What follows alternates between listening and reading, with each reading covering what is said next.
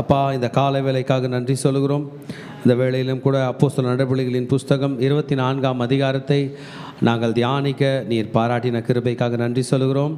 எங்களோடு பேசும் தகப்பனே, எங்களோடு இடைப்படும் தகப்பனே, அந்த வேளையிலும் கூட நன்மையும் கிருபையும் இரக்கமும் தொடர்வதாக நீர் எங்களோடு இரும். இந்த 24ஆம் அதிகாரத்திலே ஒரு பவுல் அப்போஸ்தலன், இந்த பவுல் அப்போஸ்தலன் கட்டப்பட்டவராக ஃபீலிக்ஸ் முன்பதாக நிற்கும்போது சுற்றிலும் இருக்கிற மக்கள் அந்த ஊழியக்காரனை குற்றப்படுத்தும் போது அவர் எப்படி அந்த இடத்தில் நிதானமாய் தைரியமாய் நின்று பாடுகள் மத்தியிலும் ஊழியம் செய்கிறார் என்பதை எங்களுக்கு கற்றுத்தரப்போகிறீர்.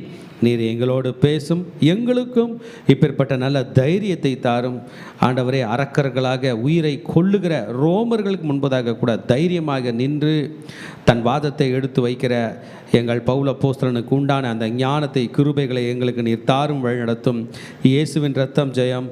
இயேசுவின் நாமத்தில் ஜெபங்கள் எடுக்கிறோம் நல்ல பிதாவே. ஹல்லேலூயா. கர்த்தருடைய பரிசுத்த நாமத்துக்கு மகிமை உண்டாவதாக. இன்றைக்கு நாம் அப்போஸ்தலர் 24ஆம் அதிகாரத்துக்கு வருகிறோம். பவுல் அப்போஸ்தலன் அரெஸ்ட் பண்ணப்பட்டார். அவர் எருசலேம் தேவாலயத்துக்கு 3வது மிஷனரி பயணத்தை முடித்து எருசலேம் தேவாலயத்துக்கு போனார். அங்கே தலை சவரகன் பண்ணி கொண்டார். கூட நிறைய பேரை ஆலயத்துக்கு கூட்டு போய் அவங்களுக்கு காணிக்கையெல்லாம் செலுத்தினார். அவர் பாட்டு ப்ரே பண்ணிகிட்டு இருக்கும்போது அவர் மீது அவரை பற்றி தெரிந்த ஆசியாவிலிருந்து வந்திருந்த துருக்கியிலேருந்து வந்திருந்த பல யூதர்கள் அவரை கண்டுக்கிட்டாங்க. இவர் தான் தெர்பைக்கு வந்தார், சிலிசியாவுக்கு வந்தார், அங்கே வந்தார், மக்கதோனியாவுக்கு போனார், எபேஸுக்கு போனார், தமஸ்கூக்கு வந்தார் என்று எல்லா இடத்துலையும் இவருடைய பேர் ஃபேமஸ் பர்சன் ஆகிட்டதுனால இவர் யூதர்களுக்கு விரோதமாய் கிரியை செய்கிறார், கிரேக்கர்களை உள்ளே கூட்டி கொண்டு வந்தார் என்கிற எண்ணத்தோடு பவுலை அடிக்க வந்தாங்க. ஆலயத்தை விட்டு வெளியே பிடிச்சி தள்ளினாங்க. அடிக்க வந்து பெரும் மாபு, ஒரு மனுஷன் அடிக்கிறத பார்த்த சேனாதிபதி போய் அந்த மகனை காப்பாற்றி கூட்டி கொண்டு போகிறார். படைத்தளபதி கூட்டி கொண்டு போய் சேனாதிபதிகளை விடுறாரு. சேனாதிபதி நியாயம் விசாரிக்கலான்னு பார்த்தா பயங்கரமான கலகம் எழும்புகிறது. இந்த ஒரு மனுஷனுக்கு விரோதமாக நிறைய பேர் எழும்புகிறாங்க. அதனால் அவரால் விசாரிக்க முடியல. ரிஸ்க்கு. இந்த மாபு எழும்பி அவர் அடிக்க போனால் சட்டம் ஒழுங்கு கெட்டு போயிடும், கலகம் அதிகமாயிரும். அந்த நேரத்தில் மேலிடத்துக்கு பதில் சொல்ல முடியாது என்று முடிவு பண்ணுகிற அவர் பவுலை அடித்து விசாரிக்கலான்னு பண்ணும்போது அடிக்க கற்ற நூற்றுக்கு அதிபதிகளை பவுல் கேட்குறாரு, ஒரு ரோமனை அடிக்கலாமா அப்படின்னு கேட்கும்போது நீ ரோமனான்னு கேட்குறாரு. ஆமாம். உடனே போய் சேனாதிபதிகளை சொல்கிறார், நீங்கள் இப்போ கட்ட சொல்கிறீங்களே, அந்த மாபு சொல்கிற பேச்சை கேட்டு அடிக்கிறீங்களா, அவர் ரோமன் பார்த்துங்கன்னும் போது சேனாதிபதி நேராக வந்து இன்டர்வியூன் பண்ணுறார். நீ ரோமனா அப்படின்னு கேட்டு தன்னை பற்றி சொல்கிறார். நான் நிறைய காசு கொடுத்து ரோம பதவி வாங்கியிருக்கேன், சிட்டிசன்ஷிப் வாங்கியிருக்கேன். நீ அப்படின்னா நான் பிறப்பிலே ரோமன் தான் அப்படின்போது கையை தூரம் எடுத்துக்கிறாரு. அப்போ நான் உன் கேஸை நான் விசாரிக்க முடியாது, நான் அவ்வளோ பெரிய ஆள் இல்லை, உன்னை டீல் பண்ணோன்னா கவர்னர் தான் டீல் பண்ணோம், அதனால் நான் உன்னை ஃபீலிக்ஸ் கையில் அனுப்புகிறேன் அப்படின்ட்டு 3வது மிஷனரி பயணத்தில் சிசரியாவில் தான் இறங்கி பிலிப் வீட்டுக்கெல்லாம் போயிட்டு அவங்க 4 பெண்கள்லாம் பார்த்துட்டு ஊழியெல்லாம் பண்ணிட்டு வந்தார். அதே சிசரியாவுக்கு போகிறார். ஆனால் இப்போ பிலிப் வீட்டுக்கு இல்லை, ஜெயிலுக்கு போகிறார். ஏரோதோட அரண்மனை ஒன்று இருந்துச்சு, அதில் ஒரு அண்டர் கிரவுண்டில் ஒரு ஜெயில் இருந்துச்சு. அது ரோமன்ஸ் மட்டும் தான் இருக்க முடியும், எல்லாரையும் கூட்டு போட முடியாது, எல்லா கைதிகளும் போட முடியாது. Prestigious people, மரியாதைக்குரியவங்க. பவுல் வந்து ரெஸ்பெக்ட்ஃபுல் பர்சன், ஏன்னா அவர் ஒரு ரோமன் சிட்டிசன். தர்சு பட்டணத்தான் அவரோட ஊர் வந்து சிலிசியா. அப்போ ரோமன் பெட்டாலியன், ரோமர்களோட அதிகமாக தங்கி இருந்த அந்த இடத்துலேருந்து இவர் வந்ததுனால நிறைய இன்ஃப்ளூயன்ஸ் அவருக்கு இருக்குது. அங்கே வச்சுட்டு கவர்னர் ஆகிய ஃபீலிக்ஸ் இவரை விசாரிக்க போகிறார். ஃபீலிக்ஸ் பற்றி நீங்கள் பார்க்கணும் அப்படின்னா ரொம்ப பணம் ஆசை பிடிச்சவங்க. பொதுவாக பதவியில் ரோமர்கள் காலத்தில் மேலே வரவங்க எல்லாமே பணம் கொடுத்து தான் மேலே வந்திருப்பாங்க. அப்போ பணம் இல்லைனா எதுவுமே வேலை நடக்காது. ஆமாம். இந்த ஃபீலிக்ஸ் பற்றி சொல்லும்போது சொல்கிறாங்க, இவர் வந்து வாழ்க்கையில் ரொம்ப கஷ்டப்பட்டு முன்னுக்கு வந்தவராம். மீனிங் டு சே, வாழ்க்கையில் ரொம்ப கஷ்டப்பட்டு முன்னுக்கு வந்தவர் அப்படின்னா ஸ்லேவாக இருந்து வந்தவர், அடிமையாக இருந்து வந்தவர். அந்த காலத்தில் ஸ்லேவ் ட்ரேட் இருந்துச்சு. ஆடு மாடு காசு கொடுத்து விற்றுக்கிறது போல் மனுஷனையே விற்றுப்பாங்க. அந்த மாதிரி இந்த ஃபீலிக்ஸோட ஃபேமிலி அப்படி இருந்துச்சான். எப்படியோ இந்த ஃபீலிக்ஸோட அண்ணன் பிரதர் பாலஸ் என்று சொல்லுகிறார்கள். இவருக்கும் அன்னைக்கு சீசராக இருந்த கிளாடியஸ், அவர் பேர் மறக்கக்கூடாது, கிளாடியஸ், அந்த பதவி பேர் வந்து சீசர். ராஜான்னு நம்ம சொல்கிறோம்ல, ரோமர்கள் சொல்கிறது சீசர், ராயன். அப்போ அன்னைக்கு ரோமில் இருந்தவர் கிளவுடியஸ் சீசர் பதவியில் இருந்தது கிளவுடியஸ். இவருக்கும் இந்த பல்லஸும் எப்படியோ ஃப்ரெண்டாக அடிமையாக இருந்தவன் எப்படி அரண்மனை வரைக்கும் நண்பனை பிடித்து விட்டான். அதனால தான் இந்த தம்பி ஃபீலிக்ஸ் இங்கே பெரிய பதவிக்கு வந்து இவர் ஒரு கவர்னராக இருக்கார். இப்போ அன்னைக்கு உலகத்தை ஆண்ட ரோமர்கள் எங்கேயும் ராஜாவை ஏற்படுத்த மாட்டாங்க, அவங்க தான் ராயர்கள், கீழே ஏற்படுத்துகிறவங்க பேரெல்லாம் கவர்னர்கள். அப்படி ஒரு கவர்னராக வந்தவர் தான் இந்த ஃபீலிக்ஸ். இன்றைக்கி நம்ம இன்னைய சாப்டரில் நம்ம படிக்க போகிற கேரக்டர்ஸ் நீங்கள் பார்த்தீங்கன்னா, அஃப்கோர்ஸ் பவுல் நமக்கு தெரியும் இல்லையா. பவுல் வந்து 12 அப்போஸ்தலரில் ஒருத்தராக இல்லைனாலும் பிரதான அப்போஸ்தலராக கருதப்படுகிறார்ல. இயேசுவோட 12 சீஷர்கள் நம்ம சொல்கிறோம்ல, அவங்களுக்கு அப்போஸ்தலர்னு பேர். இந்த 12 பேரோட சேர்ந்து ஒருத்தர் பேரை சொல்லணும்னா யாரை சொல்லலாம்? பவுல். ஓகே, அப்போ பவுல் வந்து எந்த இடத்துல ஆண்டவர் பிளேஸ் பண்ணார்? யூதர்களுக்கு பிளேஸ் பண்ணாருன்னா இல்லைங்க, யூதர்களுக்கு தான் அடி வாங்க போகிறார். அவரை நமக்காக புறஜாதிகளுக்காக ஆண்டவர் பிளேஸ் பண்ணியிருந்தார். ஸோ சபை நிலைநாட்டுவது, சர்ச் பிளான்டிங்னாலே பவுல் தான். போகிற இடம்லாம் எதை நிறுவிடுவார்? சபை. சபை. ஆமென். அந்த அபிஷேகம் நமக்கு வேணும். ஜெபம் பண்ணலாமா? ஆண்டவரே, நான் கூட போகிற இடம்லாம் ஒரு சபை நிறுவினேன், எப்பாடுபட்டாவது சபை நிறுவ வேண்டும் இயேசுவின் நாமத்தில். ஸோ இன்னைக்கு நம்ம படிக்க போகிற கேரக்டர்ஸ் வந்து பவுல் என்கிற சவுல். இன்னொரு பேர் உங்களுக்கு தெரியும்ல, சவுல் வந்து பைபிள் பேர், ஹீப்ரூ நேம். பவுல் என்பது ஒரு ரோமன் நேம். சவுல் என்பது இஸ்ரவேலுடைய முதல் ராஜா சவுல், அந்த பேர் தான் அவருக்கு வச்சுருக்காங்க. பவுல் நான் லிட்டில்னு அர்த்தம், சின்ன பையன், குட்டி பையன் அப்படின்றதாக அர்த்தம். ஸோ இன்றைக்கி நம்ம படிக்க போகிற அந்த ரோமன் ப்ரொக்யூரேட்டர், யூதேயாவிலிருந்து இப்போ சிசேரியாவில் அவருடைய அரண்மனையை தங்கி இருக்கிற அவர் பேர் வந்து ஃபீலிக்ஸ், ஆண்டோனியோஸ் ஃபீலிக்ஸ். அவர் பேர் மறக்கக்கூடாது. என்ன பேருங்க? ஆண்டோனியஸ் ஃபீலிக்ஸ். ஆமென். அவங்க ஒய்ஃப் பேர் ட்ரிசில்லா. அந்த லேடியும் வரப்போகுது. ஏன் இந்த லேடி பேர் நம்ம ரொம்ப இம்பார்ட்டன்ட்னா, இந்த லேடி வந்து யூத பெண். ஃபீலிக்ஸ் வந்து அவன் எந்த ஜாதினே போடல, கன்ஃபார்ம்டு ரோமனாக இருக்க மாட்டான். ஏன்னா ரோமர்களோட மிக்ஸ் தான் இருக்கும். ஏன்னா ரோமர்கள் எப்படி அடிமைகளாக இருப்பாங்க, எங்கேயோ பதவிக்கு வந்துட்டார், கவர்னர் பதவிக்கு. ஸோ ஃபீலிக்ஸ், அவங்க ஒய்ஃப் பேர் என்ன பாருங்க? ட்ரிசில்லா. ஓகே, சரி. இந்த ஃபேமிலி வந்து ரொம்ப டீட்டெயில்டாக டீப்பாக போகும். She is a Jewish lady, யூத பெண், மறக்காதீங்க. ஆமென். அது மட்டும் இல்லை, இந்த பெண் யாருன்னா ஏரோது அகரிப்பான்னு ஒருத்தர். இப்போ நம்ம படிப்போம். ஏரோது அகரிப்பாவோட ஒய்ஃபோட சிஸ்டர், அக்கா தங்கச்சி. ஃபீலிக்ஸோட ஒய்ஃபும் ஏரோதோட ஒய்ஃபும் அக்கா தங்கச்சி, மறக்கக்கூடாது. பவுல் பற்றி படிக்க போகிறோம், ஃபீலிக்ஸ் பற்றி படிக்க போகிறோம், ட்ரிசிலா பற்றி படிக்க போகிறோம். இன்னும் முக்கியமாக 2 கேரக்டர் பற்றி படிக்க போகிறோம். அவர் பேர் அனனியா. அனனியா தான் அன்றைக்கி பிரதான ஆசாரியம். அவரே போகிறார், சிசரியாவுக்கு கிளம்பி போகிறார். பவுல் மீது பிராது பண்ண முடியாது. ஒரு லாயரை கூட்டிகிட்டு போகிறாங்க. அந்த லாயர் பேர் டெர்டிலஸ் என்று இங்கிலீஷ் வசனம் சொல்லுது. தமிழில் தெர்த்திலு. 24ஆம் அதிகாரத்தில் படிச்சிங்கன்னா யாரை கூட்டு போகிறாங்கன்னு போடப்பட்டிருக்கும். 24ஆம் அதிகாரம் 5 நாளைக்கு பின்னு போனார்கள். தெர்த்துல்லு 24:1. ஹல்லேலூயா, ஆமென். இதெல்லாம் எங்கே நடக்குதுன்னா சிசரியாவில் நடக்குது, எருசலேமில் நடக்கல. ஏன் இந்த என்கொயரி எருசலேமில் வைக்கல சொல்லுங்கள் பார்க்கலாம். உங்களுக்கு தெரிஞ்ச கதை வரைக்கும் 2 காரணம் சொல்லுங்கள் பார்க்கலாம். முதல் காரணம், எருசலேமில் வச்சா கலகம் பெருத்துரும் இல்லை. ஜீசஸ்க்கு என்கொயரி எங்கே வச்சாங்க? எருசலேமில். மாப கூட்டினாம் பாருங்க, அரண்மனையே தெரிச்சிச்சு, அவ்வளோ பேர் கூட்டினான். யாருக்கு விரோதமாக? ஒரே இயேசுக்கு விரோதமாக அந்த மாப கூட்டியிருப்பான். அதனால் அவங்க எதுவுமே ப்ரிப்பேர்ட் ஆகிட்டாங்க. இனி எங்கே தான் என்கொயரி? அங்கே வா, சிசரியாக்கு வா. நிறைய பேரை கூட்டி கொண்டு வர முடியாது. இப்போ பவுல் அங்கே நிற்க போகிறாரு, இந்த டீம் வரப்போகுது. இது அங்கே ஸ்டோரி. நம்ம இன்றைய செய்திக்கு நம்ம போக போகிறோம். Trial in the 4th missionary journey. 3 missionary பயணத்துலேயும் ட்ரையல்ஸ் இருந்தது, பாடுகள் இருந்தது, உபத்திரவங்கள் இருந்தது. 4வது மிஷனரி பயணம் கட்டப்பட்டவராய் ஒரு ட்ரையல், கவர்னருக்கு முன்பதாக. ஆமென். கவர்னரை பவுல் நேரில் பார்த்துருக்க மாட்டார், பார்க்கவும் முடியாது. பெரிய ஆளுங்க இவங்கெல்லாம். இவங்க அதோ போகிறாங்கன்னா 10 நாளுக்கு முன்னாடி ரோடு கிளியராக இருக்கும், யாரும் அங்கே போக கூடாது, போனால் கொன்றுவான். அப்பேற்பட்ட ஃபீலிக்ஸ் போன்ற கவர்னர் முன்னாடி பவுல் நின்று கிறிஸ்துவை பற்றி மாத்திரம் பேசப்படுறோம். இன்றைக்கி அவர் பேச போகிற சப்ஜெக்ட் என்ன தெரியுமா? உயிர்த்தெழுதல் பற்றி. கான்செப்ட் புரிஞ்சுக்கணும். பவுல், உன்னையே அரெஸ்ட் பண்ணியிருக்காங்க. நம்மளை கேட்டால் உன்னையே அரெஸ்ட் பண்ணியிருக்காங்க அப்படின்னா, தெரில சார், என்ன அடித்தாங்க. இல்லை, நான் உயிர்த்தெழுதலை பற்றி பேசினேன், அதனால் என்னை அடித்தார்கள். கரெக்டாக இருக்கா? நான் யாருக்கும் ஒரு பிரச்சனையும் பண்ணல, யாரு கூட சண்டை போடல. எங்களுக்குள்ள எங்கள் பைபிளில் உயிர்த்தெழுதல் பற்றி போடப்பட்டிருக்கு. அந்த உயிர்த்தெழுதலை பற்றி பேசினதினால் என்னை அரெஸ்ட் பண்ணாங்கன்னும் போது, ஃபீலிக்ஸ்க்கு உயிர்த்தெழுதல்னா என்ன தெரியுமாண்ணா? அவருக்கு காசு தான் தெரியும், பதவி தான் தெரியும், அடி தான் தெரியும். அவர் என்ன சொல்ல போகிறார்? சிம்பிளாக, தெர்த்துலு நீ சொல்கிற வாதம் ஒன்று, அவ என்ன பேர் அனனியா நீ சொல்லுகிற வாதம் ஒன்று, இந்த சவுல் சொல்கிற வாதம் ஒன்று. எனக்கு இங்கே என்ன நடக்குதுன்னு தெரில, உங்களுக்குள்ளே பேசி தீர்த்துக்கலான்னு நினைக்கிறேன், இருந்தாலும் பெரிய பிரச்சனையாக போகுது அப்படின்ட்டு 2 பேர் கையிலையும் காசு கேட்டிருப்பாரு. யார் காசு கொடுக்குறாங்களோ அவங்களுக்கு ஏற்ற மாதிரி என்ன பண்ணுவார், பேச போவார்.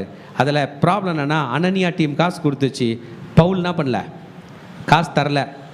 குடுன்னு கேட்க முடியாது, ஏன்னா அவர் யார், ரோமன் சிட்டிசன். என்கிட்ட ஃபீலிக்ஸ் காசு கேட்டான்னு அதையும் சேர்த்துட்டாருன்னா பவுல் என்ன ஆகும்?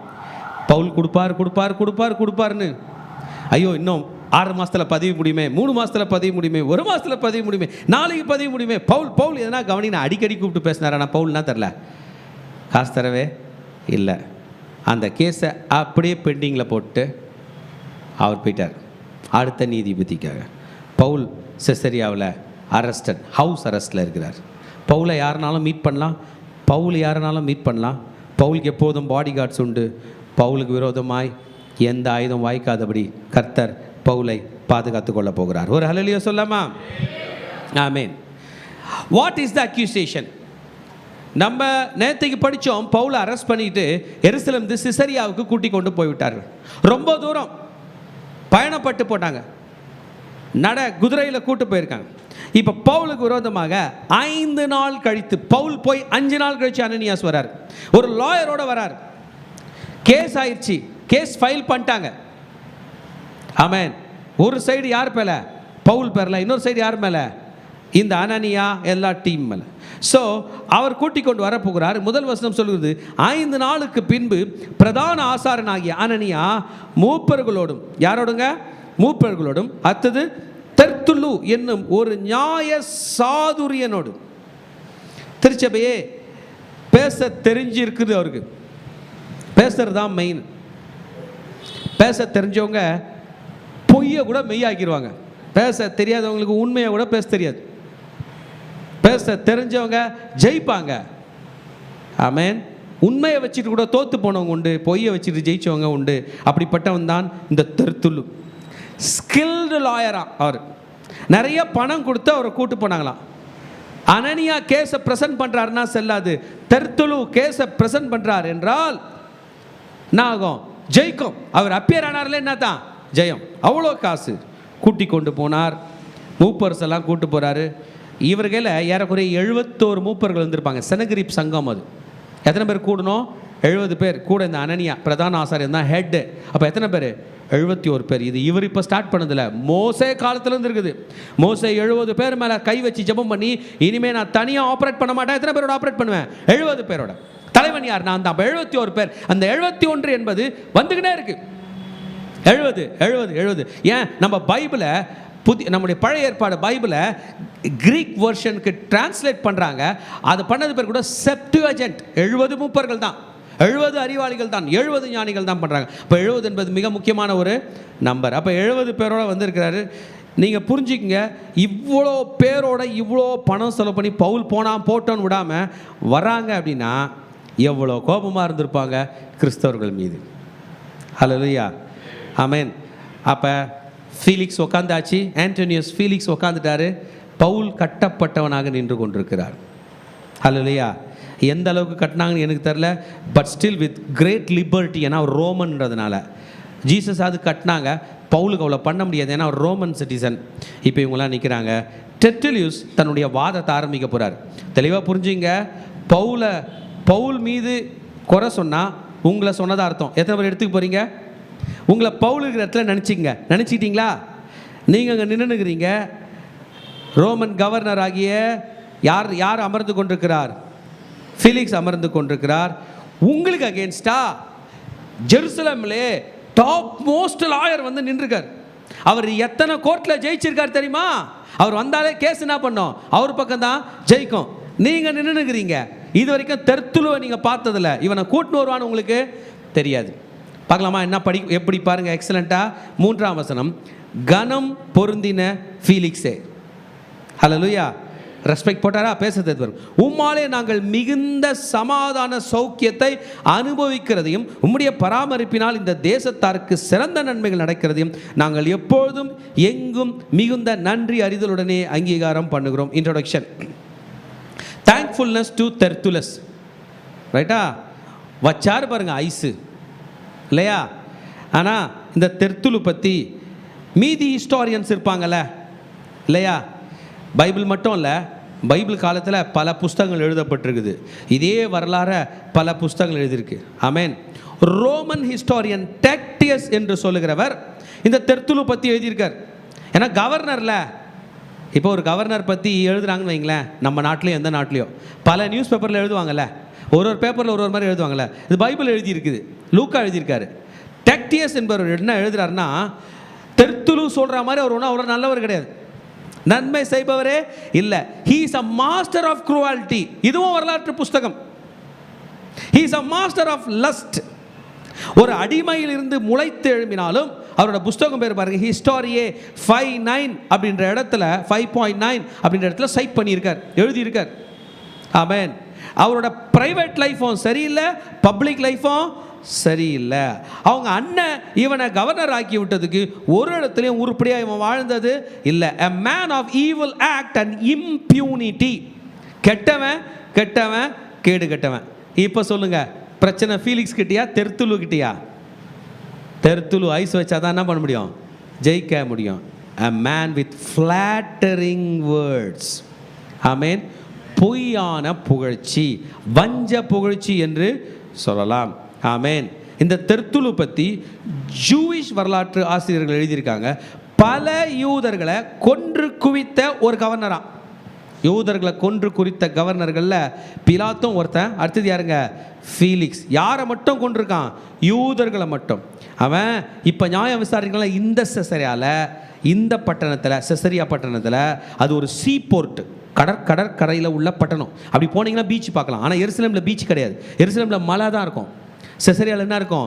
பீச் இருக்கும். இந்த பீச் போர்ட்டில் நிறைய யூதர்கள் பிஸ்னஸ் பண்ண வந்தாங்களாம். ஆயிரக்கணக்கான பேரை கொன்று இருக்கிறான். இவன் கவர்னராக இருக்கும்போது என்ன போட்டு கொடுத்துருக்கான்? கட்டளை பிறப்பித்திருக்கிறான். அது மட்டும் இல்லை, யூதர்களுடைய வீடுகளை ரோமர்களை விட்டு லூட் பண்ணியிருக்கான். திருடி இருக்கிற இவனை பார்த்து தெர்த்துலு என்ன சொல்கிறாரு? படிக்கலாமா அந்த வசனத்தை திரும்பி? கனம் பொருந்திய ஃபீலிக்ஸே, படிங்க.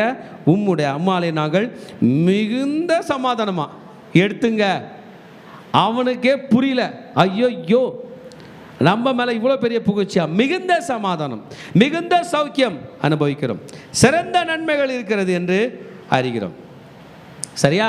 சொல்லிட்டு, உம்மை நான் அநேக வார்த்தைகளால் அலட்டாதபடிக்கு நாங்கள் சுருக்கமாய் சொல்வதை நீர் பொறுமையாய் கேட்க வேண்டும் என்று பிரார்த்திக்கிறேன். 2 வசனம் பேசியிருக்காரு. ஒன்றுத்தில் ஃபீலிக்ஸை புகழ்ந்துட்டாரு, 2வதுல நான் நிறைய பேச மாட்டேன்னு சொல்லிட்டு ஸ்டார்ட் பண்ண போகிறார். பார்க்கலாமா? பவுலை டைரெக்டாக அட்டாக் பண்ண போகிறார். என்னவென்றால், கை அப்படி நீர்த்திங்க அப்படி சொல்கிறார், இந்த மனுஷன் என்னதுங்க? கொள்ளை நோயாக இருக்கிறான். He is a plague. கொள்ளை நோயாகவும் பூச்சக்கரத்தில் உள்ள சகல யூதர்களுக்குள்ளும் கலகம் எழும்புகிறவனாயும் இருக்கிறான். வேர்டெல்லாம் புரிஞ்சுக்கணும். ரோமர்களுக்கு பிடிக்காத வார்த்தை, அவங்க திட்டுற வார்த்தை. ஒருத்தன் எங்கன்னா நின்று கலகம் பண்ணான்னா ரோமர்கள் அவனை பிளேகுன்னுவாங்க, கொள்ளை நோய். ஏன்னா கொள்ளை நோய் எங்கெங்கே தொடணும்னு தெரியாது, யார் யார் அழிக்கும் தெரியாது. அதனால் அவங்களுக்குலாம் டைரெக்டாக மரண தண்டனை தான்.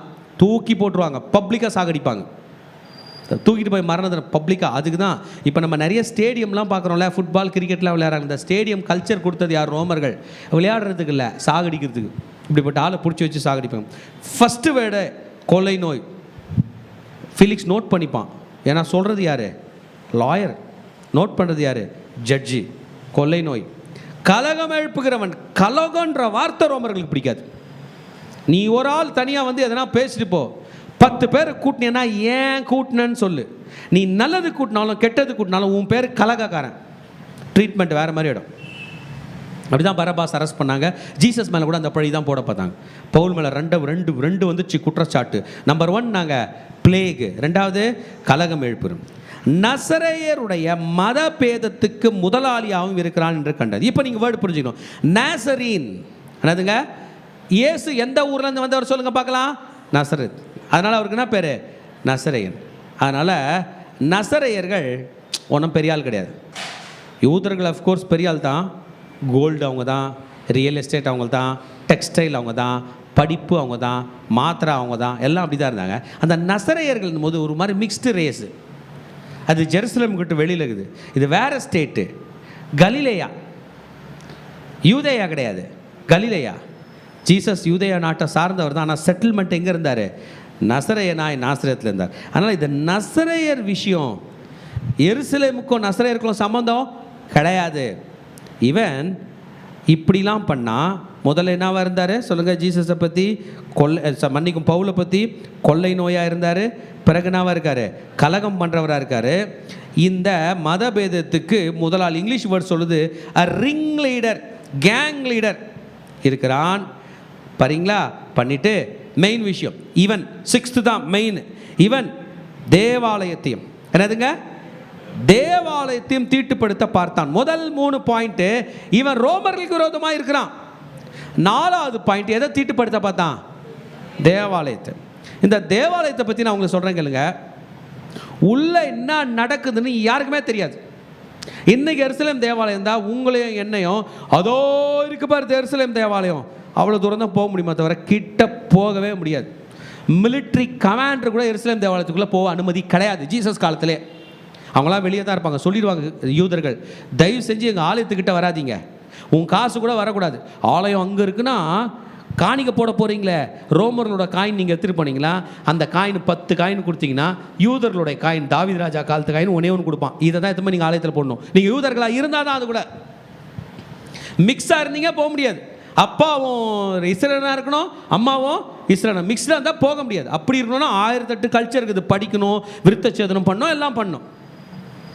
ஃபீலிக்ஸுக்கு ஆலயத்தை பற்றி ஒன்றுமே தெரியாது. ஒன்று இருக்குது, ஆனால் அங்கே என்ன நடக்குதுன்னு அவனுக்கு தெரியாது. அவ்வளோவா தன்னை தானே பொத்தி பொத்தி பாதுகாத்து வைத்திருந்தவர்கள் தான் யூதர்கள். கர்த்தர் அதை உடைச்சி தான் இந்த பைபிளை நம்ம எல்லாருக்கும் கொண்டு வந்து கொடுத்தார். அல்லையா? ஆமாம். அவங்க ஒன்றும் நமக்கு கொடுக்கணும்னு வரல, அவங்க அவங்களுக்கு காப்பாற்றிட்டாங்க. கர்த்தர் அதை எடுத்து நமக்கு கொடுத்துட்டார். உலகம் எங்கே இந்த சுவிசேஷம் போகணும்னு அவங்க நினைக்கல, தனக்கு வேணும் தான் பாதுகாத்து வச்சாங்க. நம்ம கையில் அது கிடச்சி நம்ம சாப்பிட்றோம். சொன்னார் பாருங்க, தன் வசனத்தை பிள்ளைகளுடைய அப்பம் என்று சொன்னார்னா இந்த பைபிள் தான் நம்முடைய அப்பம். அல்லையா? இப்போ ஃபீலிக்ஸுக்கு தேவாலயத்தை பற்றி ஒன்றும் தெரியாது. வீனஸ் கோயிலை தீட்டுப்படுத்துறது என்னன்னு அவனுக்கு தெரியும். ஹெலனிஸ்டிக் மதம் அவனுக்கு தெரியும். உலகத்துள்ள பிற மதங்கள் அவனுக்கு தெரியும். ஆனால் யூத மதத்தை பற்றி அவனுக்கு தெரியாது. இவன் எங்கள் தேவாலயத்தை தீட்டுப்படுத்த பார்த்தான். நாங்களும் இவனை பிடித்து எங்கள் வேத பிரமாணத்தின்படியே நியாயம் தீர்க்க மனதாக இருந்தோம். என்ன பண்ண மனதாக இருந்தாங்களா? வேத பிரமாணத்தின்படி நியாய தீர்ப்புன்னா சொல்லுங்க, கர்த்தருடைய வேதத்துக்கு விரோதமாக ஒருத்தன் போனான்னா அவனை கல் எறிஞ்சு கொள்ளணும். தெரியுமா? இன்னொன்று இருக்குது, மரத்தில் தூக்கப்படலாம். மரத்தில் தூக்குறதும் இருக்குது. சவுலோட பிள்ளைகளை தூக்கி மரத்தில் போட்டாங்க. மழை பெஞ்சி பெயலன் தேசத்தில் தூக்கில் போடுவாங்க, இல்லை என்ன பண்ணுவாங்க? கல் எறிவாங்க. அப்சலோம் என்ன பண்ணாங்க? கல் எறிஞ்சி போட்டாங்கல்ல, கையும் மையம் பிடிக்கப்பட்ட கல் எறி. இப்போ இவங்க ஒன்றும் இந்த 71 பேர் ஒன்றா கூடி இந்த பவுலை கல் எறியணும்னு ஐடியா பண்ணியிருக்கலாம், இல்லை தூக்கில் போடலான்னு ஐடியா பண்ணிருக்கலாம். இந்த கூட்டத்தை பார்த்ததும் சேனாதிபதியாகிய லீசியஸ் வந்து என்ன பண்ணிட்டாரு? பழையோட வந்து இன்டர்வியூன் பண்ணி இவனை காப்பாத்திட்டாரு. வாதம் சூப்பரா போதா? நாங்களே அடிச்சு போடலான்னு பார்த்துருப்போம், இவனை சாகடிச்சிருப்போம். லீசியா வந்து என்ன பண்ணாரு? பலாத்காரமா எங்கள் கையிலிருந்து இவனை தூக்கி கொண்டு போய் எங்களை நியாயம் பண்ண விடாம விட்டு எங்க கொண்டு வந்து நிறுத்திட்டாரு? உங்க கையில விட்டாரு. இப்போ நீங்கள் மட்டும் விசாரிச்சு பாருங்க, அவனே தான் வாயில் எல்லாத்தையும் ஒத்துப்பானா இல்லையா என்று சொல்லி தெருத்திலும் முடிக்கிறார். ஆமென். நெக்ஸ்ட் பாயிண்ட்டுக்கு போகிறதுக்கு முன்னாடி, நீங்கள் பவுல் கூட நிற்கிறதா நினச்சிங்க. எத்தனை பேருக்கு பவுல் ரொம்ப பிடிக்கும்? அல்லையா? ஒருவேளை பவுல் அங்கே நிற்க வச்சு நம்மளை கூட நின்றால் நம்ம சொல்லலாம், ஐயா நீ நிறைய சபை நிறுவிடுவேன், பேசாமல் இந்த அடியெல்லாம் எனக்கு அடிச்சு நான் செத்து போயிட்டா கூட பரவாயில்ல, நீ போயான்னு நம்ம சொல்கிற அளவுக்கு ஒரு மாபெரும் தலைவனுக்கு முன்பதாக குற்றச்சாட்டப்படுகிறது. அவர் மட்டும்தான் உள்ள இருக்கிறார். ஆமேன். இப்போ யார் விசாரிக்க போகிறாருங்க? ஆமேன். ஃபீலிக்ஸ் விசாரிக்கணும். யூதர்கள் எல்லாரும் 71 பேரும் ஆம் ஆம் ஆம் அவனு தான் கட்டுவானுங்களே. 71 பேரும் ஆம் என்று சொல்ல பவுலை பேசும்படி நீதிபதி என்ன சொல்ல போகிறாரு? கையமர்த்த ஸ்டார்ட், நீ பேசு. ஆமேன். போகிறதுக்கு முன்னாடி நீங்கள் என்ன பேசுவீங்க? நம்ம மேலே இந்த குற்றச்சாட்டு வந்தால் என்ன பேசுவோம்? ஒரு ஐடியா பண்ணுங்களேன். நான் இதை படிக்கிறதுக்கு முன்னாடி 10க்கு முன்னாடி நிறுத்திட்டு யோசித்தேன், பவுல் என்ன பதில் சொல்ல போகிறாரோ, நம்ம என்ன சொல்லலாம் அப்படின்னு நினச்சேன்னா, என் மனசில் தோன்றதெல்லாம் சொன்னேன். நம்பர் 1, நான் ஒன்றுமே பண்ணல ஐயா, நான் சாமி கும்பிட வந்தேன், என்னை போட்டு அடிச்சாங்க, கூப்பிட்டு வந்துட்டாங்க. கர்த்தர் பற்றியும் பேச மாட்டேன், யார் பற்றியும் பேச மாட்டேன், நான் தப்பிச்சிக்க பார்ப்பேன். நம்பர் 1. 2வது நேரம், சார் நான் ரோமன் சார், எங்கள் அம்மா யூதன் சார், நான் அங்கேயும் போகலாம் இங்கேயும் போகலாம், இது யாருன்னே தெரில அப்படின்னு என்னுடைய ரோம பெருமையை பற்றி பேசலாம் இல்லையா? எல்லா இடத்துலையுமே நான் தப்பு பண்ணலன்ற மாதிரி தான் என் கதை ஓடும். ஜீசஸ் பற்றி பேசுவேனான்னு எனக்கு தெரில. யோசிப்பேன், ஃபீலிக்ஸ் முன்னாடிலாம் எதுக்குங்க ஜீசஸ் அப்படின்ட்டு. எக்ஸலண்ட்டாக கொண்டு போவார். எனக்கே இந்த மரமண்டைக்கே ஏறாத பல விஷயங்களை அந்த ஊழியக்காரனோட மனதில் இருந்திருக்குன்னா, உண்மையில் பவுல் அப்போஸ்தலன் உலகத்தில் இன்றைக்கு இருக்கிற எல்லாரை விட ஞானியாக தான் இருந்திருப்பார் என்று அர்த்தம். பார்க்கலாமா? பதில் சொல்ல போகிறார் பாருங்க. ஓகே, நம்ம ஐயாவும் அவனை புகழ போகிறார். அவனுக்கு எப்படி போக நாங்கள் பார்த்தீங்களா, நாங்கள் சௌக்கியமாக இருக்கணும். அவர் பாருங்க, நீர் அநேக வருஷ காலமாய் இந்த தேசத்தாருக்கு நியாயாதிபதியாக இருக்கிறீர் என்று அறிந்து நான் என் காரியத்தை குறித்து அதிக தைரியத்துடன் உத்தரவு சொல்கிறேன். சூப்பர்ல சார், நீங்கள் ரொம்ப நாளாக ஜட்ஜாக இருக்கீங்க, எனக்கு தெரியும், நான் பேசுகிறேன். ஓகே, பெரிய புகழ்ச்சி ஒன்றும் இல்லை, வஞ்ச புகழ்ச்சி இல்லை, அவனுக்கு அது தேவையும் இல்லை. ஸ்டார்ட் பார்க்கலாமா? நான் தொழுது கொள்ளும்படியாக எருசலேமுக்கு போனது முதல் இந்நாள் வரைக்கும் 12 நாள் மாத்திரம் ஆயிற்று என்று நீர் அறிந்து கொள்ளலாம். நான் நினைக்கிறேன் சிஸ்டரியாவில் இறங்கினார்ல, பிலிப்பிட்டுக்கு போகிறதுக்கு முன்னாடி அந்த கப்பல் டிக்கெட் இருந்திருக்கும், ரிட்டர்ன் டிக்கெட். இந்தாங்க, எத்தனை நாள் ஆகுது? 12 நாள் தான். இந்த 12 நாளில் அந்த டிக்கெட் பார்த்ததுமே ஃபீலிக்ஸ் புரிஞ்சுக்கணும், 12 நாளில் என்னடா அவ்வளோ பெரிய கூட்டத்தை கூட்டி இவன் கலகம் பண்ணியிருப்பான். எத்தனை நாள் ஆயிருக்கு? 12. தேவாலயத்தில் ஃபஸ்ட்டு தன்னை ப்ரொடெக்ட் பண்ணுறதுக்கு ஒரு பாயிண்ட் விட்டாரா? 2வது, நான் ஒருவரிடத்திலாவது தர்க்கம் பண்ணினதையும் நான் ஜபாலயங்களிலாலும் நகரத்திலாலும் ஜனங்களுக்குள்ளே கலகம் எழுப்பினதையும் இவர்கள் கண்டதில்லை. இவங்க என்ன பண்ணல? பார்க்கல. இப்பொழுதும் என் மேல் சாட்டுகிற குற்றங்களை இவர்கள் ரூபிக்கவும் மாட்டார்கள்.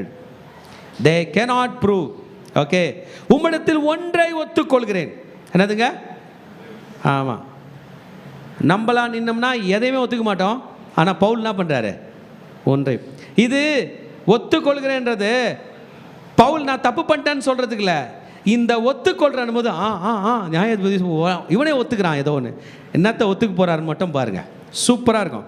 உம்மிடத்தில் ஒன்றை ஒத்துக்க, அது என்னவென்றால் இவர்கள் மதபேதம் என்று சொல்லுகிற மார்க்கத்தின்படியே, ஓகே, முன்னோர்களின் தேவனுக்கு ஆராதனை செய்து நியாயப்பிரமாணத்திலையும் தீர்க்கதரிசி புஸ்தகங்களிலும் எழுதியிருக்கிற எல்லாவற்றையும் நான் விசுவாசித்து, ஒரு அல்லேலூயா சொல்லாமா? இவர்கள் விசுவாசிக்கிறார்கள், நானும். ஜீசஸோட வார்த்தை தெரியுமா? கர்த்தராகிய தேவன் தம்முடைய ஒரே பேரான குமாரனை விசுவாசிக்கிறவன், சொல்லுங்க, எவனோ அவன் கெட்டு போகாமல் நித்திய ஜீவனை. விசுவாசம்ன்ற வார்த்தையை கோர்ட்டில் உள்ள ஜட்ஜி முன்னாடி நம்ம பவுல் பேசுகிறார். விசுவாசித்து கர்த்தராகிய இயேசுவை விசுவாசி, அப்போ நீ உன் வீட்டாரும் ரட்சிக்கப்படுவீர்கள். முதல் வார்த்தை ஃபீலிக்ஸோட மண்டையில் டங்குன போது விசுவாசித்து அப்படின்னா என்னதுரா? கிறிஸ்துவை ஏற்றுக்கொள்ளாத யாராவது ஒருத்தர்கிட்ட போய் நீங்கள் விசுவாசித்துன்னு சொல்லுங்களேன், அவங்களுக்கு புரியாது. சாமி கும்பிடுனா கும்பிடுவாங்க, ஒரு பொழுதுனா இருப்பாங்க, கரெக்டா? தட்சணம் வைனா வைப்பாங்க, வேறனா தர்மம் பண்ணுனா பண்ணுவாங்க. என்னதுயா விசுவாசம்? இது வரைக்கும் எத்தனையோ மதங்கள் பார்த்தனே, எங்க ஹெலனிஸ்டிக் கல்ச்சர்ல இல்லை. நான் வார்த்தை சொல்ல போகிறாரு, விசுவாசித்து. நீங்க சும்மா யோசிச்சு பாருங்களேன், உலகத்தில் எங்கேயாவது ஒரு வார்த்தை விசுவாசம் என்கிற வார்த்தை, நம்பிக்கை பற்றி பேசுவாங்க, நம்பணும் விசுவாசித்து. அல்லேலூயா. என்ன பண்ணுறாரா? முன்னோர்கள் சொன்னபடியே விசுவாசித்து நீதிமான்களும் அநீதிமான்களும் ஆகிய, இப்போ மெயின் பாயிண்ட் வர பாருங்க, மரித்தோர் உயிர் தெழுந்திருப்பது உண்டென்று இவர்கள் தேவனிடத்தில் நம்பிக்கை கொண்டிருக்கிறது போல நானும் நம்பிக்கை கொண்டிருந்தேன். இந்த பாயிண்ட் தான் ஃபீலிக்ஸ்க்கு சம்மந்தமே கிடையாது.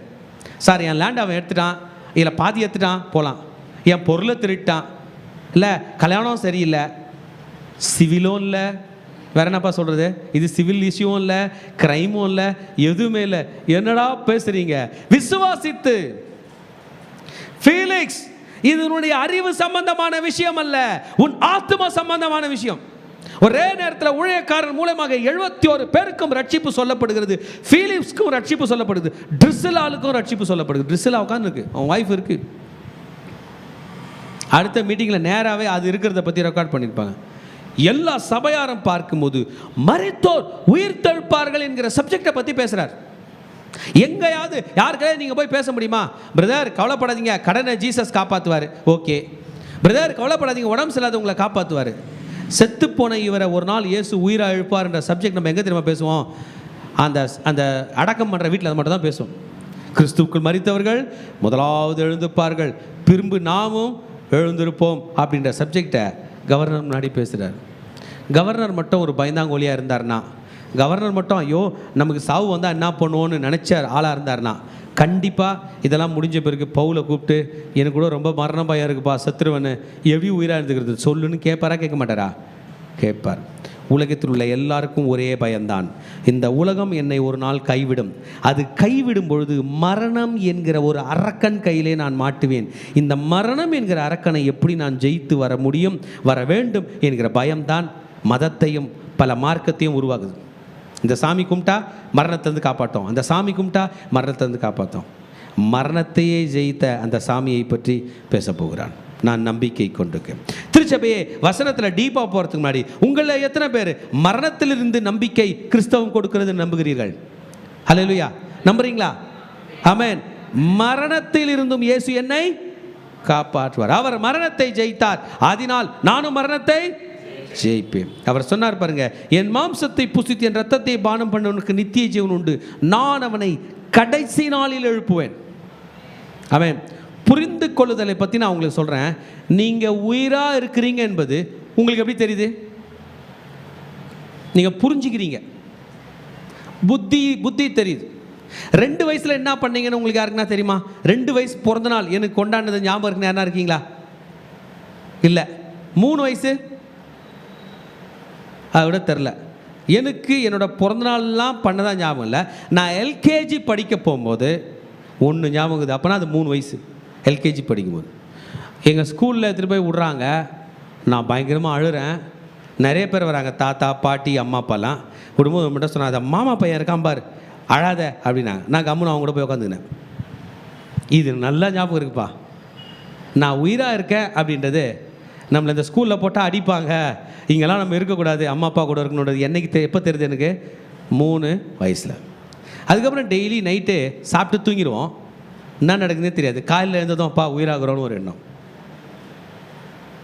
நேற்று நைட்டு கூட தூங்கிட்டோம், காலையில் இருந்ததும் அப்பா உயிராக இருக்கிறோம் அப்படின்னு நினைவில் தான் நான் உயிரோடு இருக்கிறேன் என்பது.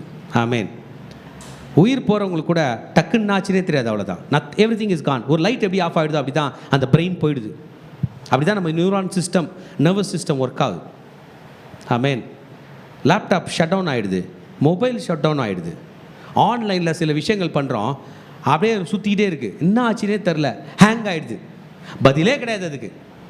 அன்னைக்கு முடிஞ்சது தான். திரும்பி புது சாஃப்ட்வேர் போடணும், திரும்பி புது பேட்டரி போடணும், திரும்பி புது ஸ்பேர் பார்ட்ஸ் போடணும். ஐயோ இவ்வளோ நாள் ஒன்று ஆப்ரேட் ஆகிடுச்சு, அது எங்கப்பா? அது போயிடுச்சு சார்.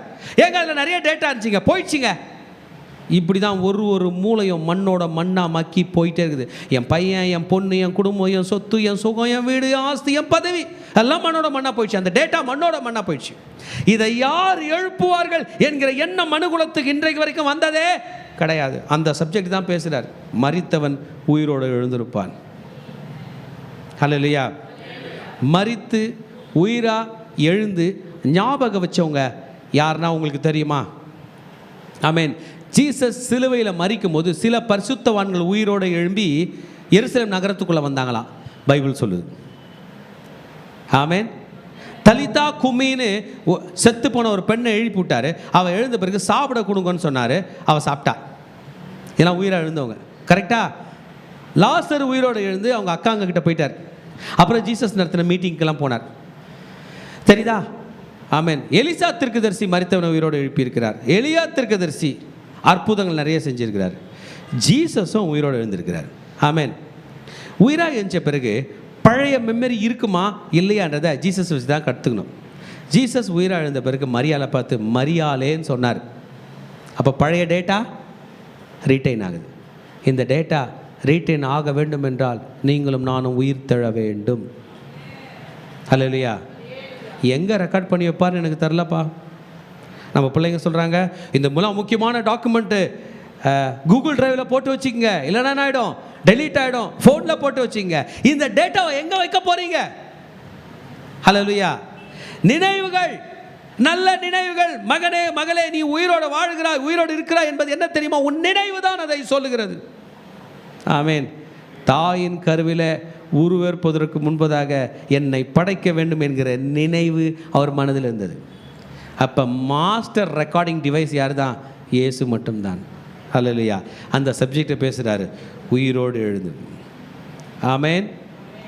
நான் தேவனுக்கு மனுஷருக்கு முன்பதாக குற்றமற்ற மனசாட்சியை உடையவனாய் இருக்கிறேன். அநேக வருஷங்களுக்கு பின்பு ஆலயத்துக்கு காணிக்க கொடுக்க போனேன். அப்பொழுது கூட்டம் இல்லாமலும் அமளி இல்லாமலும் நான் ஆலயத்திலே சுத்திகரித்து கொண்டிருந்தேன். ஆசியாவில் வந்த சில யூதர்கள் என்னை கண்டார்கள். என்மேல் ஏதாகிலும் இருந்தால் அவர்கள் வந்து இங்கே சாட்சி சொல்லட்டும்.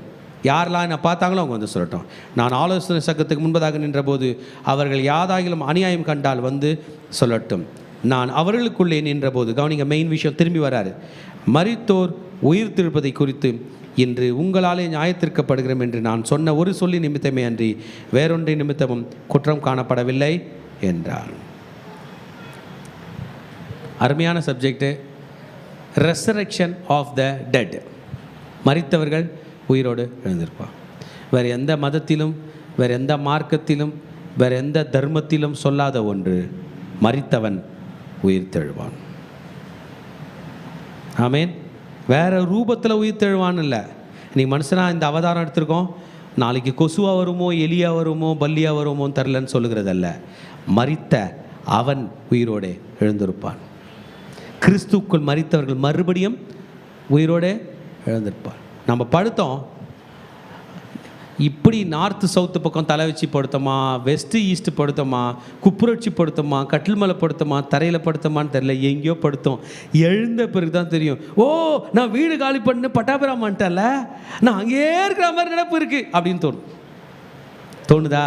நினைவுகள் தான் நாம் உயிரோடு இருக்கிறோம் என்று சொல்லுகிறது. அந்த நினைவுகளை கர்த்தர்களை இன்றைக்கே கொடுத்துருங்க. ஹல்லேலூயா. உயிர் தெழும்போது அத்தனை டேட்டாவும் கொடுப்பாரு.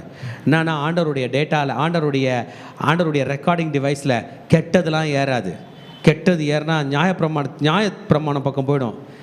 கெட்டதெல்லாம் அழிச்சிடணும். இயேசு ரத்தத்தை போட்டு என்ன பண்ணணும்? அழிக்கணும். இங்க் பென் பட்டுச்சு, இங்க் ரப்பர் வாங்கி என்ன பண்ணோம்? அழிக்கணும். ஒயிட்னர் போட்டு அழிக்கணும். இயேசுவின் ரத்தம் சகல பாவங்களையும் நீக்கி நம்ம என்ன பண்ணோம்? சுத்திக்கிறோம். உயிர்த்ததில் பற்றி பேசினார்னு வைங்க, பயம் வந்துருச்சு ஃபீலிக்ஸ்க்கு. சப்ஜெக்ட் புரியல. 71 பேரும் உயிர்த்ததில் பற்றி சொல்லும்போது எக்ஸ்ட்ரா பேசல.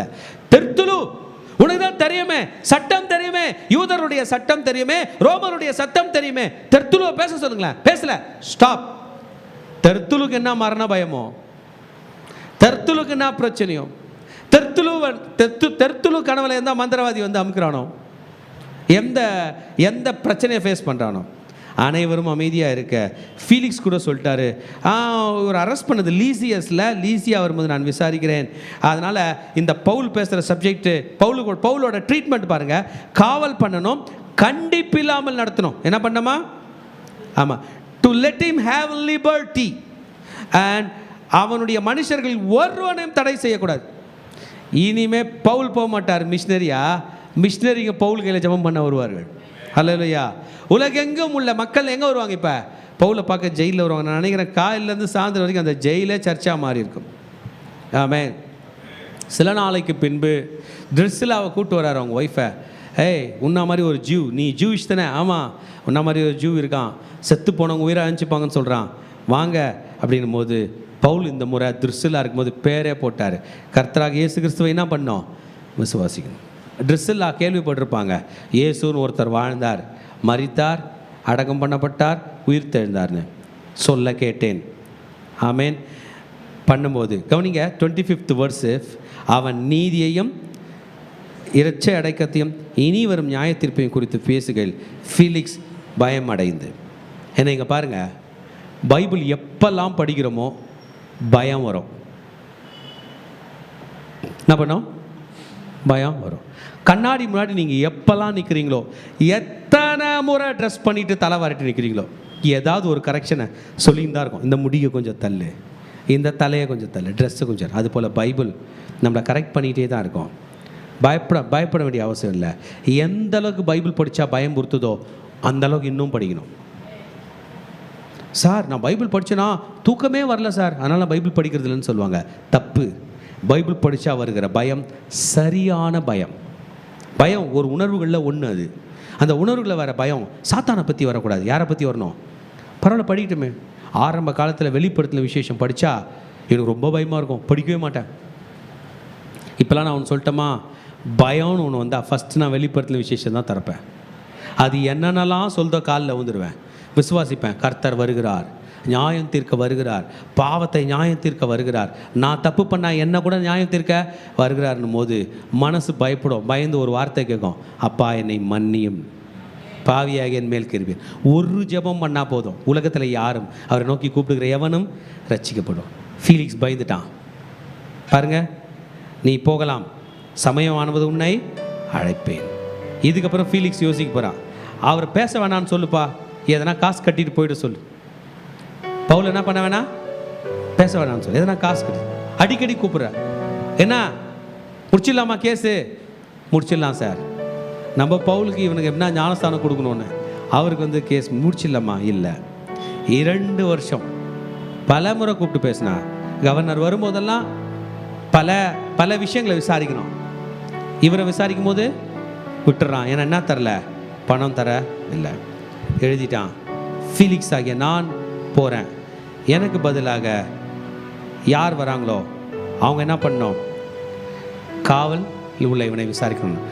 ஃபெஸ்டஸ் போர்சியஸ் ஃபெஸ்டஸ்ன்ற ஒரு அடுத்த கவர்னர் வர போகிறாரு. இதெல்லாம் அவரோட ரெக்கார்டில் எழுதிட்டு வேலையை விட்டுட்டு வேறு இடத்துக்கு டிரான்ஸ்ஃபர் ஆகி போயிட்டான். திருச்சபையே, உலகத்திலே நியாயம் கிடைக்க போராடுகிறோமா, கிறிஸ்துவை பற்றி பிரசங்கிக்க போராடுகிறோமா? 24ஆம் அதிகாரம் என்ன, இங்கே பாருங்க ப்ளீஸ் ஒரு முறை. பவுலுக்கு நியாயம் கிடைக்கல, அவர் அதை பற்றி கேரே பண்ணல. எனக்கு நியாயம் கிடைக்கலாலும் பரவாயில்ல, ஃபெலிக்ஸ் உனக்குள்ள வசனத்தை போட்டேன், எனக்கு நியாயம், அவர் நியாயம் கிடைக்கல, ஸ்டில் அரெஸ்டில் தாங்க, விடுதலையே ஆகலை. திருசிலா, உனக்கு நான் ஜீசஸ் பற்றி சொல்லிட்டேன். 71 பேர் நீங்கள் ஜெயிச்சா மாதிரி இருக்கலாம், ஜெயிச்சுட்டு போ, என்னை ஜெயிலில் போட்டேன்னு வெளியில் போய் சொல்லலாம் சொன்னேன். ஆனால் 71 பேருக்கும் உயிர் தழுதலை பற்றி சொல்லியிருக்கிறேன். கிறிஸ்துவை விசுவாசித்தால் உயிர் தழலாம்.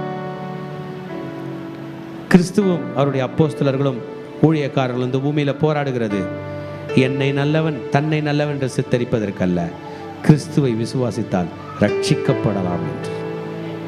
கர்த்தராகிய இயேசுவை விசுவாசி, அப்போது நீ உன் வீட்டாரும் ரட்சிக்கப்படும். அன்னைக்கு அந்த ஜெயிலர் முன்னாடி பேசின அதே வார்த்தை ஃபீலிக்ஸ் முன்பதாக பேசுகிறார். இதே தான் நீரோ முன்னாடியும் பேச போறார்.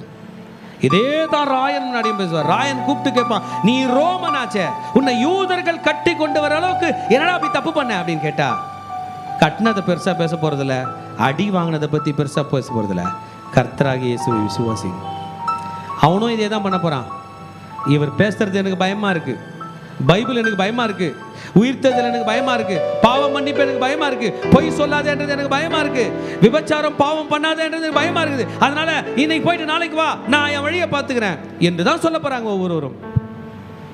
இல்லை, வேதம் என்று மனிதர்களை காப்பாற்ற வந்திருக்கிறது. ஆமென். பவுல் பணம் கொடுக்கவே இல்லை, அவர்கிட்ட இல்லைன்னு நான் சொல்லவே மாட்டேன். அவர் ஒரு வார்த்தை சொன்னார்னா வந்துடும். அவர் விஷயம் அது இல்லை. நம்ம தினமும் புரிஞ்சுப்போம், பவுல் காசு கொடுத்துட்டு போயிட்டாருன்னு இல்லை, ஸ்டில் பிரசங்கித்து கொண்டிருக்கிறார். ஒண்டர்ஃபுல்லான ஒரு அனுபவம். என் மனதுக்குள்ளே நிறைய தாட்ஸ் இன்னும் ஓடிக்கிட்டே இருக்கு. எதுவுமே நிற்கலை, எதுவுமே முடியல. என்ன ஒரு இடத்துல வச்சு பார்க்குறேன், நான் எப்படி பிஹேவ் பண்ணுவேன்னு. அருமையான ஊழியக்காரர். அது என்னங்க ஃபீஸ் தூக்கி போட்டு வாங்க, லஞ்சம் கொடுத்துட்டு வாங்க அப்படின்னா, பவுல் வந்துட்டு இருந்தாருன்னா அப்போஸ்தலர் நடவடிக்கைகள் புஸ்தகம் 24ஆம் அதிகாரம் உங்களுக்கு எனக்கும் இடரலாக போயிருந்திருக்கும். நிற்கிறார். ஃபீலிக்ஸ் முன்னாடியும் பேசினார், ட்ரிஸ்ஸிலா முன்னாடியும் பேசினார், ஃபெஸ்டஸ் முன்னாடியும் பேச போகிறார். கோர்ட் ரூமில் நின்று கர்த்தரை பற்றி பேசுகிறார். ஒரு வாய்ப்பு. நம்ம ஏன் சின்னிக்கலாமா? நம் நிலை என்ன? Are we neglecting the word of God? Do you want to, are we in a need, are we in the hour to promote ourselves? நான் நல்லவன், நான் கரெக்ட் இல்லை, இல்லைன்னா சூழ்நிலை எப்படி போனாலும் நான் வந்தது இதற்காகத்தான், என் கிறிஸ்துவை பற்றின வாசனை.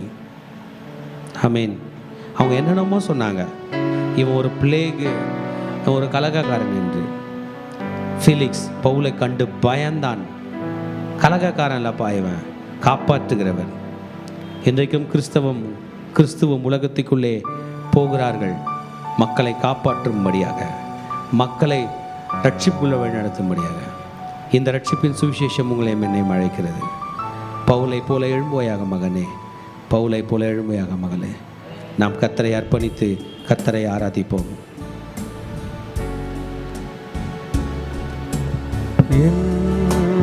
என்னையும்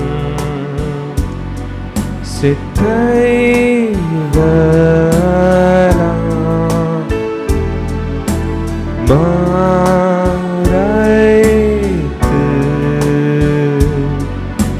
காத்திடுவீரே.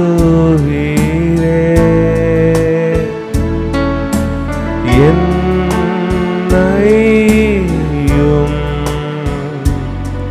சித்தைகளாம்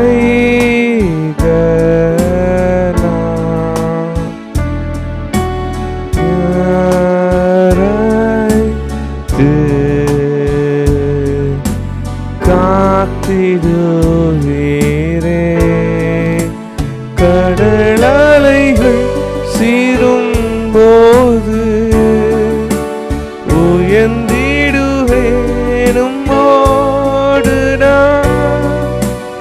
அனைத்தையும் நீ ஆளும் தேவன், அறிந்து நான் அமர்ந்திருப்பேன், அறிந்து நான் அமர்ந்திருப்பேன். கடலலைகள் சீரும்போது உயர்ந்திடுவேனும் ஓடு நான். அனைத்தையும் நீ ஆளும் தேவன், அறிந்து நான் அமர்ந்திருப்பேன், அறிந்து நான் அமர்ந்திருப்பேன், அறிந்து நான் அமர்ந்திருப்பேன், அறிந்து நான் அமர்ந்திருப்பேன்.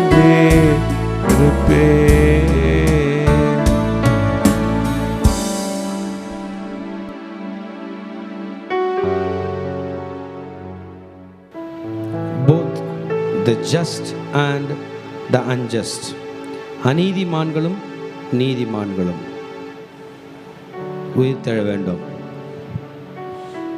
ஃபீலிக்ஸ், நீ உன்னை நீதிமான் நினச்சிக்கிட்டாலும் நீ உயிராக எழுந்து ஒரு நாள் இயேசுவை சந்திக்க வேண்டும். நீ அநீதிமானாக இருந்தாலும் ஒரு நாள் உயிர் தெழ வேண்டும். Bible is very clear. சிலர் நினச்சாங்க நல்லவங்க தான் உயிராக எழுந்திப்பாங்க, கெட்டவங்க அப்படியே செத்து கிடப்பாங்க. 1000 வருட அரசாட்சியில் கெட்டவங்க எழுந்திக்க மாட்டாங்க. முடிஞ்ச பிறகு எல்லாரையும் எழுப்புவார். எல்லாரையும் அவரை பார்க்கணும், நேருக்கு நேர் பார்க்கணும். everyone has to see him. இவன் கூட எழுந்துக்கு தான் செய்வான். ஃபீலிக்ஸ் கூட எழுப்புவார், பவுலை எழுப்புவார், நம்மளை எழுப்புவார். நமக்கு பயம் சாத்தானை பற்றி இல்லை, நமக்கு நல்லது செஞ்சாரே அவர் மூஞ்சியை பார்க்கறதுக்கு தான். கெட்டவனை பார்த்துட்டு போயிட்டே இருக்கலாம், போயா வேலையை பார்த்துட்டு இருக்கலாம். நமக்கு நல்லது செஞ்சார் ஜீசஸ். ஆமென். ஒரு ஊழியக்காரர் ஒரு சாட்சி சொன்னார். அவர் ஆண்டருடைய ஊழியக்காரர். அவர்கிட்ட கேட்டாங்க, சார் நீங்கள் ஒரு வேளை மறிச்சிட்டிங்கன்னா, பரலோகம் போனீங்கன்னா ஜீசஸை பார்த்தா என்ன கேட்பீங்க? ஆளாளுக்கு பதில் சொல்லுவாங்க. இந்த ஊழியக்காரர் மட்டும் டக்குன்னு நின்று பயந்துட்டார். நான் பரலோகம் போனால் இல்லை ஜீசஸை நேரில் பார்த்தா நான் என்னங்க அவர்கிட்ட கேட்குறதுக்கு இருக்கு? அவரு என்கிட்ட என்ன கேட்பாருன்ற பயத்தோடு நின்று கொண்டிருக்கு. நம்ம எல்லாருக்கும் பயம் தான். சாத்தான் கிடக்கிறான், அப்பாலே போனால் அவன் போயிடுவான். ராஜாவை எப்படி மீட் பண்ணுவோம்? சூப்பர் பவுல் ஃபீலிக்ஸை பார்த்து பயப்படவே இல்லை. உயிர்த்தெழுதலை பற்றி பேசினார், நியாயப்பிரமாணத்தை பற்றி மரித்தோர் உயிரோடு எழுந்திருக்க வேண்டும், நீதிமான்களும் அநீதிமானும். ஃபீலிக்ஸ்க்கு தும்முன்னு அடிச்சிருக்கும். அவங்க மதத்தில் இஷ்டத்துக்கு வாழு, பாவம் பண்ணு. அதுவும் செசரியா பட்டணத்தில் ஒரு கோயில் இருக்கு, பாவம் பண்ணாதான் புண்ணியம் பண்ண முடியும். நரபலி செலுத்தணும், பாவம் பண்ணணும், பிறர் மனைவியை கல்யாணம் பண்ணிக்கணும், இப்படியெல்லாம் ஒரு கல்ச்சர் தான் ரோமன் கல்ச்சர். அந்த ராஜாக்கள் ராயர்கள் பற்றிலாம் படித்தா தப்பு பண்ணாமல் மேலே வரவே முடியாது. தப்பு பண்ணணும், நிறைய பண்ணணும், பல தலை உருளணும், அப்போ தான் அவன் கவர்னர் ஆவான். இதில் நான் வித்தியாசமான சப்ஜெக்ட் பேசுகிறேன். நீதிமான்களும் அநீதிமான்களும் ஆகிய மரித்தோர் உயிர் தெழுந்திருப்பது உண்டென்று 15th. இன்னைக்கு நீங்களும் நானும் புரிஞ்சுக்கலாம், வாழ்க்கை முடிந்து விடவில்லை. மரணம் ஒரு நாள் நம் வீட்டு கதவை தட்டும், முடியல, பிறகு உயிர் தெழுதல் ஒரு நாள் கதவை தட்டும். ஏஞ்சிக்கோ ஏஞ்சிக்கோ ஏஞ்சிக்கப்பா அப்படின்னு. இப்போ இன்னைக்கு உலகத்தில் நம்ம கூட சேர்ந்து சுற்றினவங்க வந்தவங்க போனவங்க யாரும் பக்கத்தில் இருக்க மாட்டாங்க. எல்லா ஆளுக்கு ஒரு சைடு படுத்துட்டு இருப்பான். நம்ம கிராமத்துக்கு போனோன்னா 50 வருஷத்துக்கு முன்னாடி வாழ்ந்த எல்லாருமே அந்த கல்லறையில் தான் படுத்துருக்குறாங்க. ஒரு ஆள் கிடையாது. 100 வருஷத்துக்கு முன்னாடி வாழ்ந்தவங்க சத்தியமாக ஒருத்தர் கூட கிடையாது. எல்லாம் படுத்துனுக்குறாங்க. எல்லாரையும் எழுப்பு வரான். ஆமேன். மரித்தோர் எவரும் உயிர் தெழுவார். ஃபீலிக்ஸ் கையிலேருந்து எதனா கற்றுக்கிருக்கா? ட்ரிசிலா கையிலேருந்து எதனா கற்றுக்கிருக்கா? 71 பேர் கையில் கற்றுக்கிறது இருக்குதா? தெருத்தூலு கையில் கற்றுக்கிறது இருக்குதா? பவுல் கையில் கற்றுக்கிறது இருக்குதா? பவுல் கையில் கற்றுக்கிறதுக்குதுன்னா பவுலை கூப்பிட்டு கேட்டிங்கன்னா நீங்கள் எங்கே கற்றுக்கிட்டீங்கன்னா அவர் சொல்லுவார், நான் இயேசு கையிலேருந்து கற்றுக்கிட்டேன். பவுல் நம்ம கூட இல்லை, இயேசு நம்ம கூட ஆவியாக இருக்காரு, ஆனால் பைபிள் நம்ம கூட இருக்கு. இது சரியான வழியை போதிக்கிறது. புரிந்து கொள்ளலாமா? ஏற்றுக்கொள்ளலாமா? என்னை அர்ப்பணிக்கிறேன், என்னை அர்ப்பணிக்கிறேன், என்னை அர்ப்பணிக்கிறேன், என்னை அர்ப்பணிக்கிறேன், இயேசுவுக்கு அர்ப்பணிக்கிறேன். ஜஸ்ட் ஒரு அர்ப்பணம் பண்ணிடுவேன். Lord I surrender, Lord I surrender, Lord I surrender to the word of God. ஒரு வார்த்தைக்கு அர்ப்பணிக்கிறேன். இனி எந்த பயமும் இல்லை. சாத்தானை பற்றின பயம் இல்லை, ஃபீலிக்ஸை பற்றின பயம் இல்லை, ஃபெஸ்டஸை பற்றின பயம் இல்லை, ராயனை பற்றின பயம் இல்லை, மரணத்தை பற்றி பயம் இல்லை. மரித்த பிறகு எழுப்புவாரே அதை பற்றின பயம் தான் எனக்கு உண்டு. I am afraid about resurrection. How I am going to resurrect? எழுப்பி விட்டார், நான் என்ன சொல்ல போறேன்? அன்னைக்கு ஒன்றும் வீடு வாசல்ல நேரம் எங்கள் வீட்டுக்கு போகிறேன், பைக் எடுத்துகிட்டு போகிறேன், கார் எடுத்துகிட்டு போகிறேன். No no no. We have to stand there just for judgment, just to face him. எழுப்பி விட்டு அவரை மட்டும் தான் பார்த்துட்டு இருக்கணும். எப்படி இருக்கும் தெரியல அந்த நாள். அந்த நாளில் நம் கண்ணீரை துடைக்கிற ஒரு பொசிஷனுக்கு நம்ம இருந்தோம்னா அதான். இன்றைக்கு இயேசு நம் சொந்த ரட்சகராக இருக்கிறார். Let us surrender ourselves before God. மெத்த படித்த மேதை, பணக்காரன், ஞானி, அறிவாளி பவுல் பணத்திலே உருண்டு கொண்டிருக்கிற ஃபீலிக்ஸ் முன்பதாக கிறிஸ்துவை பிரசங்கித்தான். மெயின் சப்ஜெக்டை பேசினார். Let's surrender. அப்பா, என்னையும் உடைய ராஜ்யத்துக்கென்று, உடைய ஊழியத்துக்கென்று, உடைய பணிக்கென்று, உம்முடைய பேச்சுக்கென்று, உம்முடைய வசனங்களுக்கென்று அர்ப்பணிக்கிறேன், அர்ப்பணிக்கிறேன், அர்ப்பணிக்கிறேன், அர்ப்பணிக்கிறேன். சொல்லிடலாமா ஒரு முறை? அர்ப்பணிக்கிறேன். பவுலை போன்று அர்ப்பணிக்கிறேன், பவுலை போன்று அர்ப்பணி. எல்லா இடத்திலும் எவ்விடத்திலும் உம்மை பற்றி பேசுவேன், உம்மை பற்றி பேசுவேன். I will speak about you. I will speak about Bible. I will speak about resurrection. சொல்லுங்க, உயிர்த்தெழுதலை பற்றி பேசுவேன், உயிர்த்தெழுதலை பற்றி பேசுவேன். மரணத்துக்கு பயப்படுகிற மக்கள் கையில் உயிர்த்தெழுதலை பற்றி பேசுவேன். மரணமே உன் கூர் எங்கே, பாதாளமே உன் ஜெயம் எங்கே என்று எழுப்புகிற வல்லமை இந்த வேதத்தில் இருக்கிறது என்பதை பற்றி பேசுவேன். ஞானஸ்தானம் எடுக்கிறவர்களை கர்த்தர் உயிரோடு எழுப்புவார் என்பதை பற்றி பேசுவேன். இயேசு கிறிஸ்துவின் மாம்சத்தை ரத்தத்தை உட்கொள்கிறவர்களுக்கு மறுபடியும் நித்திய ஜீவன் உண்டுக்காக எழுப்புவார் என்பதை பற்றி பேசுவேன். I will speak about resurrection. முதலாவதாக இயேசுவின் உயிர்த்தெழுதலை பற்றி பேசுவேன். என்னையும் உயிர்த்தெழுவார், உயிர்த்தெழ வைப்பார் என்று பேசுவேன். மக்களை உயிர்த்தெழ வைப்பார் என்று பேசுவேன். என்னை அர்ப்பணிக்கிறேன், உம்மை விசுவாசிக்கிறேன். இயேசுவின் நாமத்தில் ஜெபிக்கிறோம் நல்ல பிதாவே. ஆமென், ஆமென், ஆமென், ஆமென். ஹல்லேலூயா. பவுல் அப்போஸ்தலனை போல பேசுவேன். சொல்லுங்க, பவுல் அப்போஸ்தலனை போல பேசுவேன். Thank you Jesus, thank you Jesus. Shalom. கடைசி ஆசீர்வாதத்துக்கு நேராக கைகளை விரித்துக் கொள்ளும். ஈவரக்கா அடோனா இவ ஈஷ்மரக்கா யாஏர் அடோனாய் பனவ் அல்லக்கா விஹுனக்கா ஈஷா அடோனாய் பனவ் அல்லக்கா வயசம் லக்கா ஷாலோம் வயசம் லக்கா ஷாலோம். கர்த்தர் உன்னை ஆசீர்வதித்து காக்க கடவர். கர்த்தர் தன் முகத்தை உன்மேல் பிரகாசிக்க பண்ணி உன்மேல் கிருபையா இருக்க கடவர். கர்த்தர் தன் முகத்தை உன்மேல் பிரசன்னமாக்கி உனக்கு சமாதானம் கட்டளையிட கடவர். ஹல்லேலூயா, ஹல்லேலூயா, ஹல்லேலூயா.